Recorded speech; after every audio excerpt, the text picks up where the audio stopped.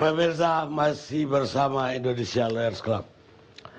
Sekarang saya mau ke Irjen Pol Arief Wahyunadi, Arsena Kapolri. Silakan, Pak. Selamat malam, Pak Ilyas. Bapak Ibu hadirin sekalian yang saya hormati, pemirsa TV One yang saya hormati dan saya banggakan. Saya ingin mengawali dari hasil analisa dan evaluasi, karena ini menurut saya merupakan bagian dari manajemen memang yang harus dilaksanakan.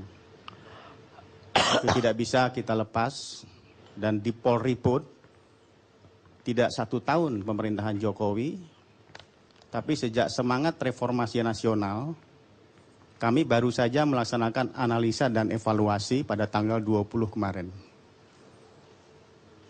Reformasi nasional itu 98, kemudian 99, Polri punya buku biru. Buku biru reformasi Polri, di sana 3 instrumen.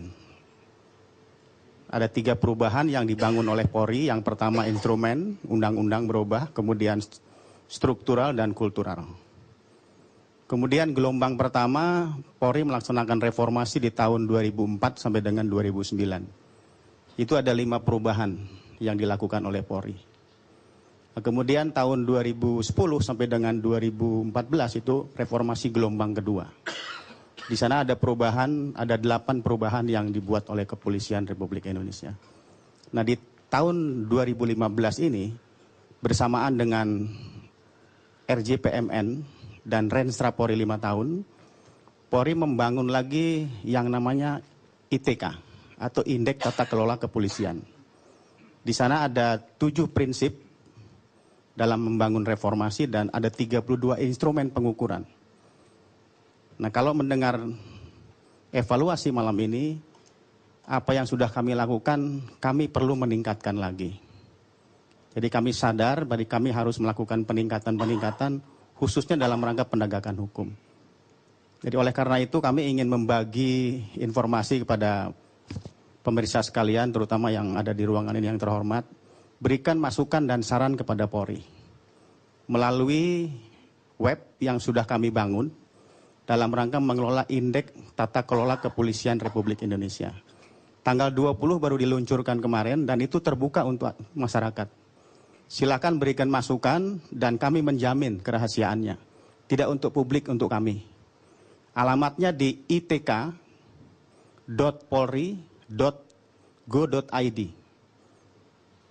Tanggal 20 kemarin kami sudah luncurkan dan sudah beberapa masyarakat memberikan masukan saran kepada Polri segala bidang, baik tata kelola termasuk pelayanan publik dan penegakan hukum. Oleh karena itu, berbicara penegakan hukum, Polri mengacu pada Undang-Undang 45 pasal 30 ayat 4. Harkamtibmas, pelayanan dan penegakan hukum. Kemudian Undang-Undang Kepolisian juga berbicara itu, pasal 13. Nah, di dalam penegakan hukum ada 4 kategori kejahatan.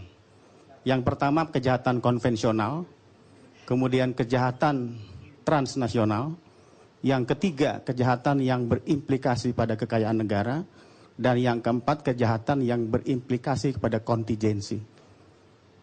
Nah, oleh karena itu untuk menegakkan hukum 4 kategori kejahatan tadi itu, Polri memiliki asas dalam rangka penegakan hukum. Yang pertama adalah azas profesional, kemudian yang kedua azas proporsional, yang ketiga transparan, humanis, yang kelima, dan yang terakhir adalah akuntabel, artinya bisa dipertanggungjawabkan. Tidak cukup itu dalam rangka penegakan hukum, Polri juga memiliki landasan dalam rangka penegakan hukum. Harus berdasarkan landasan yuridis. Tidak saja itu, tapi juga harus berdasarkan landasan taktis dan juga landasan teknis termasuk etis. Nah, oleh karena itu kami ingin menyampaikan pada semua yang terhormat, kami dari kepolisian tentunya punya semangat dalam rangka penegakan hukum. Walaupun masih banyak pendapat-pendapat terhadap Polri dalam rangka penegakan hukum yang disampaikan, tapi kami punya semangat karena Polri bagaimanapun kondisinya di suatu negara Polri tetap harus ada. Terima kasih Pak Kadi.